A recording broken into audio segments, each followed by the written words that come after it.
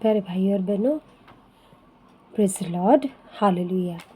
ईश्वर की महिमा हो, ईश्वर को धन्यवाद, ईश्वर की आराधना हो, हालेलुया।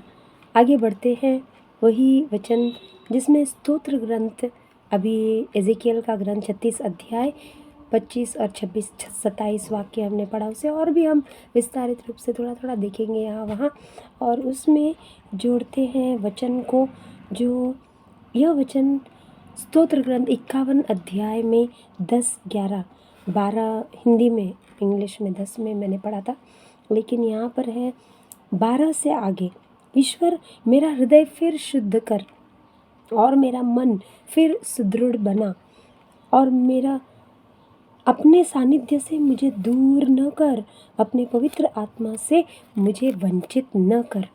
हालेलुया। और वह इस प्रकार, ये पश्चाताप की एक प्रार्थना भी है, लेकिन ईश्वर हमें प्रभु कहते हैं क्या देंगे? मुक्ति का आनंद मुझे फिर प्रदान कर, उदारता से मेरा मन सुदृढ़ बना। मैं अपने अपराधों को तेरे सामने रख देता हूँ। प्रभु फिर मेरे साथ भलाई कर, मुझे आशीष दे, एक नया आत्मा मुझे प्रदान कर। इस प्रकार लिखा हुआ है। और जबकि मुझ पर जूफा से जल छिड़क दे और मैं शुद्ध हो जाऊंगा, इसमें भी लिखा हुआ है।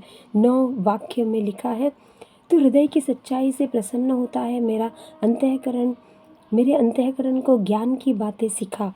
मुझ पर जूफा के से जल छिड़क दे और मैं शुद्ध हो जाऊंगा, मुझे धो और मैं हिम से भी अधिक स्वच्छ हो जाऊंगा। हिम मतलब सुबह का जो ओस गिरता है, अच्छे सफ़ेद सफ़ेद रहता है, उस तरह वे हमें शुद्ध करके सफ़ेद कर देंगे।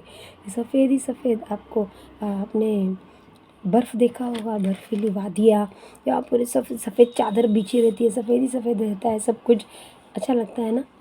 अच्छे यदि आप सफ़ेद धुले नए सफ़ेद वस्त्र पहनते हैं, आपको कैसे लगता है? उस पर एक छोटा सा कोई दाग, कोई आपको कड़ी लग जाए, कोई कुछ काला दाग लग जाए, कहीं किसी ने कुछ गिरा दिया, चाय गिर जाए, तो आपको अच्छा नहीं लगता।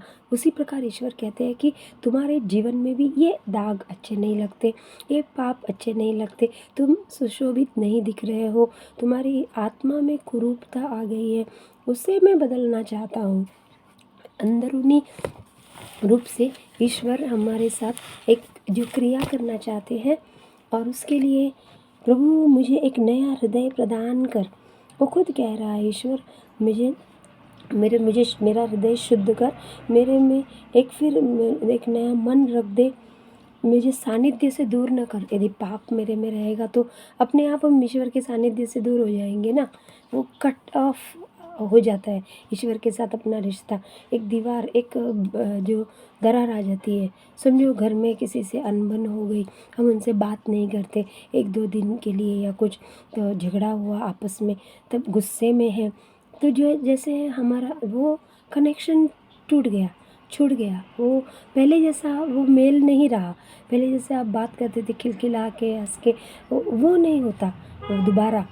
लेकिन यदि उसे हम पैचअप करें, वापस हम यदि एक दूसरे को माफ़ कर दे, सॉरी कहे और वापस आना चाहे, वापस वैसे यदि हम सुधारना चाहे, तो उस व्यक्ति 2 दिन बाद भी वो व्यक्ति फिर से हम वैसे ही वो गुस्सा छोड़कर क्षमा करके दोबारा हम उसी स्थिति में आ सकते हैं। ऐसे ही ईश्वर के साथ, ईश्वर से यदि हम पाप अपने अंदर से धोएंगे, निकाल देंगे, उसके लिए पाप संस्कार की विधि है। पाप पवित्र संस्कार, जो पाप प्रायश्चित संस्कार जिसे कहते हैं, कन्फेशन कहते हैं, उस कन्फेशन में जाकर अपने पाप बोलना है। पुराने ज़माने में फादर जो एक कन्फेशनल होता था, वो कुर्सी को ही, वो एक जाली लगी हुई थी और उस जाली के पार फादर बैठते थे। अभी तो आमने सामने बैठ के करते हैं, लेकिन वो जो इंसान है उसको फादर देखते नहीं थे। वो घुटने टेक कर वहाँ कन्फेशन करता था। मतलब सचमुच वो अपने पापों का दुख महसूस कर रहा है, अपने पापों को सचमुच प्रभु को समर्पित कर रहा है, और दुखी इंसान की तरह वो कह रहा है अपने पापों को फादर के सामने। और फादर उसे केवल कान देते थे, कान लगाकर सिर्फ सुनते थे। फादर उसके तरफ देखते भी नहीं थे। वो जाली थी तो भी उनसे ना। फादर उस वक्त केवल सुनना, और पहले के जो पुराने फादर्स थे वे केवल प्रभु को सामने ऑल्टर पे देखते थे और पवित्र जो प्रार्थना करते थे उस आत्मा के लिए, उस पवित्र के लिए। और कई संतों के बारे में तो ऐसे भी कहा गया है कि वो पापी कन्फेशनल में पाप स्वीकार करने आया, जैसे ही आया उसके बारे में उसने पाप कहने से पहले ही फादर उसके पाप जान जाते थे और उसको बताते थे तुमने ये किया है। इतना प्रभु उनको ज्ञान वचन उनको उनमें भर देते थे कि वो उस पापी को बिना देखे उससे कहते थे तुमने ये किया है। उनका मन परिवर्तित हो जाता था, वे स्वयं रो पड़ते थे और कहते थे मुझे एक नया जीवन आज मिला, ईश्वर के मुझे माफ़ कर दो। पर वो खुद क्षमा मांगते थे। और प्रभु से ऐसे भी कई बार हुआ है, पादरी पियो जैसे संत और कई महान संत, वे कन्फेशनल में जैसे भी फादर बैठते थे तो ऐसे उनके बारे में बताया करते और तुरंत उस कठोर पापी का घोर से घोर, कठोर से कठोर हृदयी पापी परिवर्तित हो जाता था तुरंत उसी क्षण वहीं पर। उतनी देर उतना समय ही नहीं हो रहा। इस प्रकार कई आशीषित अभिषिक्त पुरोहित रहे हैं कैथोलिक कलीसिया में, संत जो ऐसे कहते थे और उनको प्रभु के नाम पर पश्चाताप की प्रार्थना देते थे और वे क्षमा तुम्हें ईश्वर करता है, ईश्वर तुम्हारे पापों की तुम पर दया करेगा, तुम्हें नया जीवन देगा, अब से दोबारा पाप नहीं करो, इस प्रकार कहकर उसे भेज देते थे। वह व्यक्ति रो रो कर अपने पापों पर पश्चाताप करके ईश्वर के सामने गिड़गिड़ा कर माफ़ी मांगता था और एक नया जीवन पा कर जाता था। आज भी हम कन्वेंशनल में जाते हैं, कैथोलिक कलीसिया में बताया गया है कि हर 15 दिन में हमें पाप स्वीकार करने जाना चाहिए। अपने हृदय का मैल, अपनी आत्मा की वो पापों का बोझ हटाने के लिए, निकालने के लिए, हल्का करने के लिए, नया जीवन पाने के लिए हमें कन्फेशनल पाप स्वीकार में फादर के पास जाकर अपने पापों को बोलना है और मुक्ति मिलेगी। और ये प्रभु का ही विधान है, इसी प्रकार हम जाते हैं और कैथोलिक लोगों को जाना ही चाहिए। उससे ही आपकी शुद्धि, आपका जीवन, पापों से आए हुए बीमारियां भी पाप स्वीकार करते ही लोगों को उससे छुटकारा मिलता है, चंगाइयाँ भी मिलती है। हालेलुया, ये एक आशीष है। दूसरे आशीष प्रभु को कह रहे हैं अपनी पवित्र आत्मा मुझसे मत निकालना प्रभु, क्योंकि पाप करने पर क्या होगा कि ईश्वर का आत्मा जो हमारे अंदर बसता है वो निकल जाएगा। कौन है वो आत्मा जिसके बारे में कई बार कहा गया था, कई बार यीशु ने आकर बाद में कुछ अलग कहा और उसका वादा दिया। तब ये ईश्वर ने स्वयं एजेकियल के ग्रंथ में 36 अध्याय में 25 से 27 वचन, 25, 26, 27 वचन में यही कहा कि मैं तुम पर पवित्र जल छिड़कूंगा, तुम्हारी अशुद्धता से तुम्हें शुद्ध करूंगा और तुम में एक नया हृदय भर दूंगा। पत्थर सा हृदय, किसी की नहीं सोचता, किसी की नहीं सुनता, अपना ही अपना चलाता है, अपनी अपनी करती है, मनमानी करती है, कठोर हृदय, किसी पर दया नहीं, सेल्फिश, स्वार्थ से भरे हुए लोग, लालची, इस प्रकार जीने वाले कठोर हृदय के, किसी के सामने उनका हृदय नहीं पिघलता, किसी की उनको पड़ी नहीं है, ना ईश्वर में विश्वास करते, ऐसे लोगों को ईश्वर कह रहे हैं मैं तुम्हें नया हृदय दूंगा, मांस भरा, बिल्कुल सॉफ्ट रहेगा, नरम, जैसे सॉफ्ट टॉयज़ आपने देखे होंगे, सॉफ्ट टेडी बेयर जैसे, तो वैसा वाला आपको मिलेगा। आपके मतलब डॉक्टर के पास जाओ, डॉक्टर कहते हैं कि वाल्व में यदि कुछ क्लॉट है, ये है, वो है, ज़्यादा नहीं जियोगे, लेकिन ईश्वर कहते हैं मैं तुम्हें नया हृदय दूंगा। उसका वो संकेत है, उसका संदेश क्या होगा मेरे भाई और बहनों? नया हृदय मतलब नई धड़कन, तेज़, अच्छा चलेगा, रक्त सही रूप से प्रवाहित होगा, सारे अवयवों में, हमारे शरीर में, कोशों में, हमारी नसों में बहेगा और आपकी आयु बढ़ेगी, अपने आप लंबा जियोगे। सिंपल, कितनी सरल बात है। चाहिए आपको तो ले लीजिए, यहीं पर है, वचन में लिखा हुआ है और मैं भी आपको पूरे विश्वास से बता रही हूँ, मैं ठोस प्रूव कर रही हूँ, मेरे पास पूरा सबूत है उसका। मैं कह रही हूँ आपको मिलेगा, मतलब मिलेगा। नया हृदय ईश्वर देंगे और सब कुछ नया वो देने को तैयार है। पुरानी गाड़ी को ऑयलिंग के लिए या सर्विसिंग के लिए छोड़ दे और नया बन जाए कुछ देर के लिए, थोड़े समय में ईश्वर कहते कि मैं कर दूंगा। और तुम्हारे हृदय से फिर जो बहेगा, फिर जो निकलेगा, वह जो आत्मा तुम्हें दूंगा। यही वो बहुत गहरा रहस्य है प्यारे भाई और बहनों। पवित्र आत्मा कौन है? पवित्र आत्मा। पवित्र आत्मा जो बपतिस्मा के समय हर एक कैथोलिक व्यक्ति को मिलता है, छोटे से नन्हे बच्चे को जो बपतिस्मा दिया जाता है उस समय भी उसको वो पवित्र आत्मा प्राप्त होता है। लेकिन हम उसको भुला देते हैं, हम भूल जाते हैं, हमें याद नहीं रहता, क्योंकि तभी हमारे माता पिता और हमारे गॉड फादर गॉड मदर रहते हैं, वे पालक माता पिता जिनको चुना जाता है बच्चे के सिर पर हाथ रख के कि आप नहीं तो आप बच्चे को इस प्रभु की पवित्र आत्मा के बारे में बताना, उसको बढ़ाना ईश्वर के विश्वास में, ऐसे वादा लेते हैं। लेकिन जैसे समय बीतता जाता है इस पवित्र आत्मा को हम भुला दिया हमने, हम भी भूल चुके। मैं वचन में इतनी सुदृढ़ नहीं थी, मुझे प्रभु का ज्ञान नहीं था।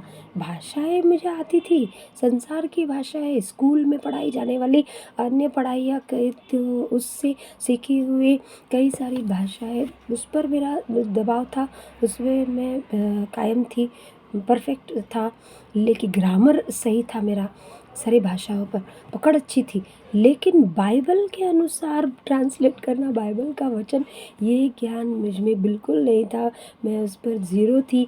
ईश्वर ने स्वयं एक एक बात मुझे पवित्र बाइबल खोलकर उसमें से एक एक वचन देकर कैसे क्या करना है या कैसे वचन को का अनुवाद करना चाहिए, उन वचनों को चुन चुन कर बताया।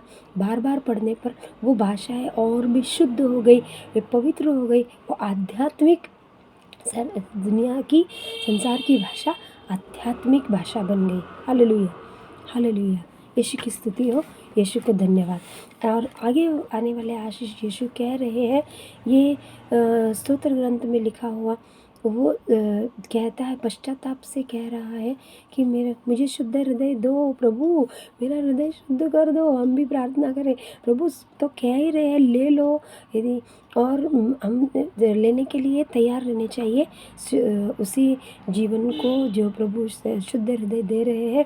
आप तत्पर रहे, ईश्वर स्वयं वो शस्त्रक्रिया करेंगे, जैसे उनको रखना है वो हृदय निकाल देंगे पुराना वाला, और आपको सब नया नया अच्छा लगेगा ना, सब कुछ नया नया आपको चाहिए ना, तो ले लीजिए। ईश्वर आपको मुफ्त रूप में दे रहे हैं, कुछ भी आपको देने की ज़रूरत नहीं। ईश्वर के सामने बस आप शांत रूप से बैठे रहे, ईश्वर स्वयं ये सारे कार्य करने को तैयार है। इसका मतलब है कि समर्पण करना, सब कुछ ईश्वर को समर्पित कर देना, शांत रहना प्रभु के समय पर, जहाँ घर है, जहाँ पवित्र स्थान आपका है, प्रार्थना करते हैं अल्टर के नीचे बैठकर, तो वो वहाँ बैठकर इस वचन पर आप मनन चिंतन करें और अपने आपको वो आशीषें मिलते रहेंगी। Hallelujah, hallelujah. यीशु ने नए विधान में इसके बारे में कहा है। संत यूहन्ना के सुसमाचार में 7 अध्याय में 37 और 38 वचन। पास्का का पर्व नज़दीक आया और यीशु माफ़ कीजिए, यीशु वहाँ उस पर्व में गए, किंतु यीशु ने क्या कहा? वहाँ पर यीशु ने जो पवित्र वचन खोला और वो पढ़ने लगे। संत यूहन्ना का सुसमाचार 7 अध्याय में लूकस आया, अब संत यूहन्ना आएगा लूकस के बाद में। और क्या होगा आपको जब नया हृदय मिलेगा, तो क्या होगा इसके बारे में स्पष्ट लिखा हुआ। यीशु स्वयं कहते हैं कि देखो तुम्हारे अंदर क्या बदलाव आने वाला है।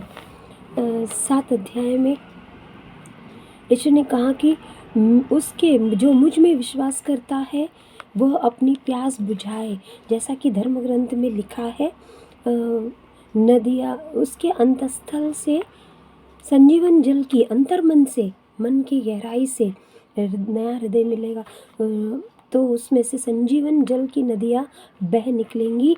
उन्होंने यह बात उस आत्मा के विषय में कही जो उनमें विश्वास करने वालों को प्राप्त होगा। उस समय आत्मा प्रदान नहीं किया गया था क्योंकि ईसा महिमान्वित नहीं हुए थे। हालेलुया, यीशु की महिमा नहीं हुई। यीशु की महिमा मतलब यीशु को जो दंड भुगतना था, जो दुख भोगना, उसके बाद में जो महिमा आने वाली थी, यीशु ने एक कीमत चुकाई उसकी। तो ऐसी कई सारी कीमत हम भी अपने जीवन में चुकाते हैं मेरे प्यारे भाई और बहनों, प्रभु का कार्य करने से पहले और बाद में भी। और ये आशीष आगे आगे सुनेंगे।